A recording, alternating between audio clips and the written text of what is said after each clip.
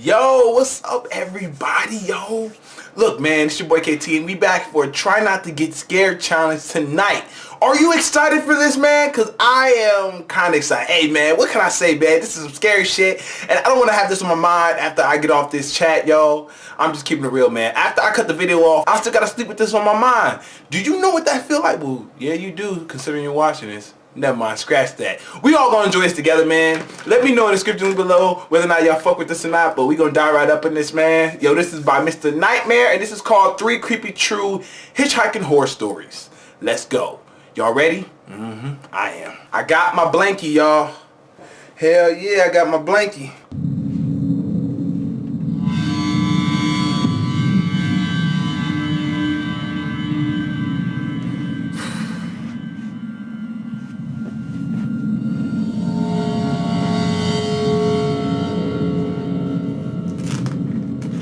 So this was told to me by an old family friend, Nikki, numerous times as a kid growing up, as one of those life advice stories to keep in mind through the years. And to her credit, I've never forgotten it. Whenever anything associated with hitchhiking comes up, it always springs to mind, and probably always will. Even makes me a bit ill whenever I think about it, actually. So Nikki, who grew up at the same time as my dad, so this was about early 80s, I believe, she was a young woman in her mid-20s. She's one of those real kind-hearted souls, always willing to help another out in a time of need, you know? And I can't imagine her being anything other than that when she was younger, so I totally see her doing this too. So driving into the city, which was about a 2-hour drive from town, she saw a man walking down the side of the road. As she neared, he turned and, in typical hitchhiker manner, stuck out the old arm and thumb. Nikki, bless her heart, pulled over and asked him if he needed any help. Nikki, that's not a good idea. She told me he was really polite, if not a bit shy, when he asked for a lift into the city. Of course he was. Nikki gave a smile and popped open the passenger door for the guy, who then tossed his bag into the back seat. Nah, nigga, you gotta get in the trunk. Oh, yeah, nigga, get in the trunk. I don't know who you are. What you mean? Fuck the passenger door, nigga. That's for my people that I know. Ain't gonna stab me behind my seat while I'm driving. What the fuck you talking about? Better get in the back seat, nigga. Man, you better get in the trunk or you walking. And buckled up for the ride ahead. They talked pleasantly for most of the trip. About friends, the news, etc. You know, happy small talk. She felt that they were getting along very well, and even bought him dinner at the pit stop a little over halfway there. The news ain't happy? She says he seemed really flustered and awkward when she paid, but one of the things they talked about was money, and how he was pretty damn strapped for cash, which was why he was hitchhiking in the first place. But he eventually relented, and they went on their way. As soon as they got into the city, he thanked her profusely for the ride and the food, and asked to be dropped off once they hit downtown. Before getting out, he asked for Nikki's phone number so he could contact her one day and maybe catch up. Thrilled at the prospect of knowing how her new friend was faring, Nikki wrote it down for him and drove off with the warm feeling of having done a good deed. Now, I'm sorry if you were expecting something creepy to have happened by now, but I think this is what freaked me out so much as a kid. How nice everything seemed to have worked out. Nikki gets this crease in her forehead and a funny look in her eye when she tells me this next part. How a week later she got a phone call from the same man she had picked up. He didn't let her get a word in edgewise after hello, and told her that she should thank God that she was raised so nice. Because when he first got in the car, he was planning on raping and murdering her once they got to that pit stop. Why the fuck would you tell him that? No, scratch that. Why the fuck would you tell her that? Nigga, she helped your ass, Man, see, you should put his punk ass in the trunk, like I said. That he was going to steal that car and dump her body in a ditch further down the road and go on his merry way. But after she talked with him so kindly and even treated him to dinner, with a smile on her face, he couldn't bring himself to do it. He didn't think that he could live with himself after doing that to such a nice lady. The man's final words on the phone were, "Please, Nikki, please, never ever pick up another hitchhiker." Then he hung up the phone. Nikki never got a call from him again. When she tried redialing the number, she got a payphone. And so, I've learned one important thing from this story. that I'm going to take that man's advice and never, ever pick up a hitchhiker. Yeah, we gonna go with that. Nigga, I'll walk. I ain't asking you for no ride. I'll walk. Fuck The that. Wrong Hitchhiker by Nathan Bartholomew. Yo, this is good, man. This is juicy as I've fuck. learned one thing from my one and only experience picking up a hitchhiker. Don't pick up a hitchhiker. It was a Saturday night, probably around 1 in the morning. I was driving down the 542 in New Jersey, a route I commonly took to get into town. It was a long stretch of nothing but woods on either side with the occasional residence. I was on my way back home from town, and as usual at this time of night around our quiet old town, there was not a single other car on the road. I turned on the off-road lights on my Jeep to have optimal vision on the unlit highway, which allowed me to spot somebody far down the road, just standing at the side. As I got closer, I saw him raise his arm up and stick up his thumb. He was trying to hitch a ride. My heart started racing. At that point, I'm like, hey, man, where you going? Oh, really? All right, I'll send a taxi cab for you in about 10, 15 minutes. Peace, homie. Hey, man, that's the best I could do. I'll send Uber your way. Ain't getting my car, though. I had no idea if I should stop or not. I slowed down just to get a better look at the guy, first of all. He seemed like a younger man, maybe 28. He had on a light gray hoodie with the hood over his head and blue denim jeans. The time hood to make over a his head. decision was immediate, and with a lack of my better judgment in the heat of the moment, Man, run his punk ass over. What you mean hood over his head? Fuck that. You ain't let me see your face? Alright, I'm cool. Hey, man, your boy extra cautious. Hey, you never be safe to be sorry. What can I say? came to a stop, rolled down the window, and asked, "Where are you heading to, friend?" None of your damn "Just business, up the road," he said Fuck in a off. deep, quiet tone. "Hop in," I called out the window. He opened the door to my Jeep and stepped inside slowly. Jeep Wranglers have very tight seals on the doors, so when he tried to close the door the first time, it didn't shut. I politely said, "Oh, the door didn't shut. Just open and slam it shut real hard. These doors are hard to close." The body language he was giving off in response was unsettling. About 3 seconds after I had finished my sentence, he looked at me, then turned his head slowly to the right, and again waited 3 or 4 more seconds before finally opening the door and then slamming it back shut. By the way, At that point, I'd have been like, nigga, I just told you shut the door. Nigga, man, get the fuck out of my car, man. Hurry the fuck up, man. I told your ass what the... Nigga, this is my shit. You feel me? It's my shit. Huh? Better come close that door, motherfucker, before I kick your ass out. You gonna be walking. Nigga, you know what I'm saying? I'll send you a cab or something like that. this guy was Best I moving, can do. I already regretted my decision to let him in. Get the fuck I out. put my foot on the gas and we started moving along the road. The speed limit on this road was 55, but I was going 75 just to get the guy to his destination quicker. "So, how far did you say you're going?" There was an awkward gap of silence before he replied with, "Just a few miles up." I wanted to turn the radio on to kill this awkward and downright creepy silence, but something in my head told me not to for whatever reason. Suddenly, I could see just through the corner of my eye that the man had turned his head and was staring in my direction. Alright. At this point, Bye. I was telling Get the myself fuck that out I of here. needed to get this guy out of my car. Better hit his For a punk good ass. mile, I felt his gaze just hitting me like a brick, and all the while I tried my best not to look back. Finally, he turned his head the other way and said, "You know, I've been wondering for the longest time if it's just worth it to end it all." I looked at him in confusion. He dug his hand into his pocket and said, "I've been carrying this knife with me for the past few weeks, wondering when the right time would come." He pulled out a big red knife from his pocket, and at that instant I felt like my stomach had dropped out of my body. I told him to put the knife away immediately. He told me in a calm, emotionless voice, "Pull over next to that sign." I did what he said, coming to a stop next to a speed limit sign, and what followed still haunts me. He began to slit his forearm next to 3 other scars from previous assumed self-inflicted cuts and let out a disturbing moan. I managed to choke out the words, "You need to get out of my car right now, buddy." He looked at me again and said, "Get out of the car." Nigga, I could have told you that.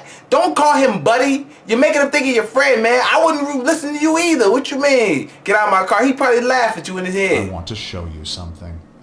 I told him no, and he raised his knife up closer to me as an obvious threat. "Just get out for a second.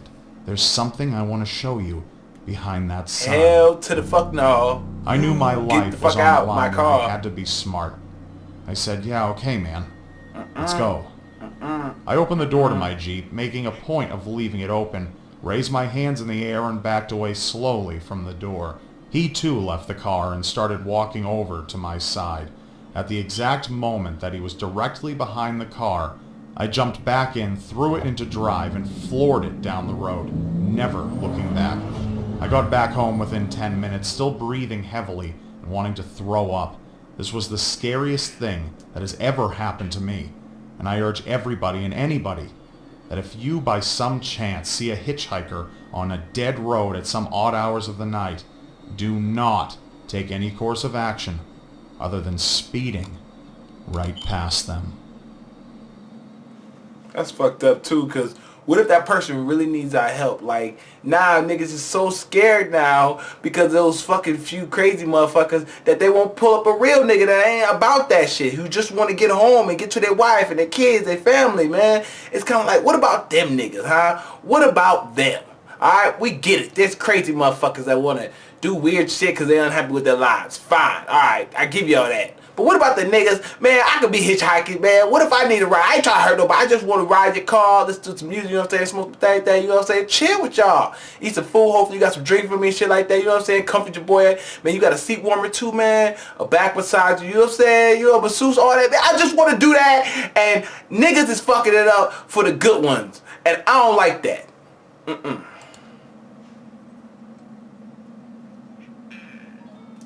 Last one. 3 months after I turned 16 in 2005, I got my first car, a 99 Toyota Camry. On a warm Saturday night, when my friend Alex invited me over to one of his friend's big parties, I knew I wouldn't be in a condition to drive the Camry home afterward. So we carpooled with Alex's girlfriend, Brianna. We lived in the countryside of Virginia, meaning less big parties. Meaning when there was a big party, it was a huge deal and everyone would go. We lived about 5 to 10 minutes away from this kid's house. I knew where he lived as I was acquainted with him, but not exactly friends. The whole ride there, we took the same 2-lane highway type road through the woods, and this kid's house was actually on this road further down. At certain points on this road, there were a few houses on either side, and then it would just go back to being a long, empty highway again. The house was tiny, like a lot of houses around the area, but the party was held outside anyways, since his closest neighbors were relatively far away, and noise wasn't an issue. I'll skip most of the party up until the point that Brianna, who was supposed to be our designated driver, had to suddenly leave for a small family emergency. Alex said it was fine and that we'd find a ride home. Well, fast forward another few hours and another few drinks, and I could barely even walk straight. I checked my watch, and it was like 2 in the morning. I figured it was time to go. I started looking for Alex, but I couldn't find him anywhere. In fact, it seemed like everybody I knew had already left. I could barely even think straight, but I was still furious at the fact that Alex could have actually left without me. I asked to use the party host's phone and dialed Alex's home number. After 2 tries, I gave up and then realized I shouldn't wake his family up. So, literally not knowing what else to do, I dizzily stepped out onto the road and began walking back home.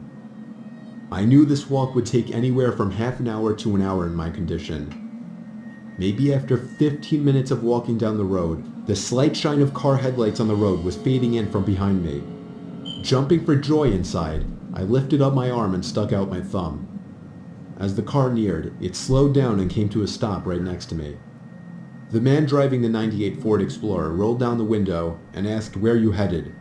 I told him my house was just down the road and beyond a right turn, probably slurring my words beyond comprehension. He chuckled and told me to hop in. I thanked him and joyously hopped into the truck. I was exhausted, and I remember completely disregarding things the guy was asking me because I was so close to just passing out. And that's what happened. The memories of being in that truck turned to a fog as I'm sure I passed out. No fucking up. The next thing I remember, I woke up still in the moving truck. The guy looked at me and laughed, but didn't say anything. I looked around and realized the road we were on wasn't familiar. I nervously asked, where are we going? He then said, so what were you doing out this late anyway? As the man answered my very straightforward question with another irrelevant question, the sobering reality of the situation hit me. You can let me out anywhere, I told the man. The man responded with a firm no. I felt like throwing up as he said, No, this motherfucker did not tell me. What, huh? Nigga, you know I will cut you. I'll rip off your arm and shove it up your booty hole. Nigga, motherfucker, you know I ain't playing. Tell me no one more time. Wait, huh? See, that's what niggas be fucking up. Gonna tell you no, nigga, this is me. Alright, we gonna finish listening though. No, I really actually felt like I was going to throw up. I started to gag as I felt more and more nauseous by the second. The man took his eyes off the road to look at me, and that's when I thought of the perfect distraction. I turned in his direction as I continued to gag, and he started to kind of lean away and slow down the car. Thankfully, I drank as much as I did because I finally threw up and made a point of doing it all over the man's lap. The man yelled in frustration and stopped. That's so fucking awesome, yo. That's even better. I'ma throw up on you then. Yeah, and I just been drinking all night, so yeah, it's gonna smell really good. I'ma throw up everywhere. Ooh, that's perfect. The car, and that's when I took it upon myself to run for my life into the woods and duck behind a few bushes. The man came following into the woods with a flashlight, and on 2 separate occasions, he shined the light straight over me without noticing. Eventually, I heard his footsteps walk even further into the woods past me. That was when I ran back to his truck, but unfortunately, he was smart enough to lock it. By some miracle, I saw another car approaching in the distance, and I ran out into the middle of the street, waving my arms like a lunatic. The car tried to avoid me, but I wouldn't let it. They were forced to stop, and I yelled at them to help me before they came back. Once I told them that I was kidnapped by the man who was driving that Ford Explorer, the driver agreed to give me a lift. Not to the police station or anything, but to my house. I made it back safely where I couldn't thank the driver enough. I immediately woke up my parents and told them. My dad wanted to know if I got his tag number. And then I felt like punching myself in the face. I failed to get the simplest information from the guy that would have allowed me to actually properly report him. All I knew was that he drove a faded blue '99 Ford Explorer. I made sure to give Alex a piece of my mind, and part of me always held a grudge against him ever since just for abandoning me at a party without telling me. I haven't seen him in 4 years now, however, and this was actually the first time I even thought about this incident for almost a year now. As time goes on, even the worst of memories may start to fade, but after writing this to share with the internet, it's once again fresh in my mind. It be like that with me too though, I ain't even gonna lie, like, a lot of shit has happened to me in my life, and a lot of shit that I just pushed in the back of my mind and I haven't been thought about for years, like a bunch of shit. I got stories for days of how I was growing up, man. I remember I was 6 years old, I had this bike, yo, and I'm telling you, matter of fact, I'm not even gonna tell you. I'm gonna say that for a story time to upload on the channel. But if y'all wanna check that out, make sure y'all subscribe to Game with KT and Question KT Fitness. There I will be uploading content every day, and also KT Prank Show. I'm working on an epic one right now as we speak, yo. I'm about to prank Blasphemous, the most epic reaction ever, man. It's gonna be tight as hell. Y'all wanna check out this, man. It's gonna be lit, yo. Words can't even describe it. I'm gonna have to show y'all. The proof is in the pudding, like I always say. These niggas fucking up, man. I would have just something, man. I ain't finna jump in no weird person. I'd rather walk, man. I'm hiding. You know what I'm saying? I don't know who you is, what you be up to. I don't trust you. I don't know you. Who you is, what you do, what you look like. Let me see your phone. What you be into, what you look at, huh? Yeah. I got a question for days, motherfucker. Oh, I ain't in the car with you. Matter of fact, come in my car, you get in the trunk. I don't trust you in my back. See, I'm just keeping it real. I don't know you. I'm driving. You might just stab a nigga in the back. Am I wrong? Hell, hopefully I'm wrong, but we're not going to take no chances here. Get in the trunk, my man. Tell me no? Oh, really? Okay. Thank you so much. Bah! Break your arm. Ah! Yeah, that's what you get for telling me no. Ah, oh yeah. I got you, my man. Oh, I got you. Alright, y'all, man. I'm digging these try not to get scared challenges, man. Especially Mr. Nightmare. He's very good at this. Hey, y'all know any more? Let me know. Matter of fact, comment that on the comment section below, man. Because I'll do it. Matter of fact, if I check it out, I like it, I'll do it. Especially if it's really scary, y'all. I want something so scary that you got to keep it right by your eye just so you don't freak out. Like, that is what I got my blankie for, alright? Look, I'm about to get up out of here, man. Y'all stay tuned for the next. Peace. Damn it, Christian! Not only what you're talking about. Damn it, Christian! I want this goddamn money. Yellow's got the money, you idiot! I'm going. God damn it! No! Get that, son? Get shot. How old is this nigga, son? Give me the money. Green got the money now. Goddamn money! Green has the money. Fucking dead, man. Damn it, Green has the money. I'm fucking dying, man. Well, you're supposed to die so I can live. Really? Yeah. I don't like that plan.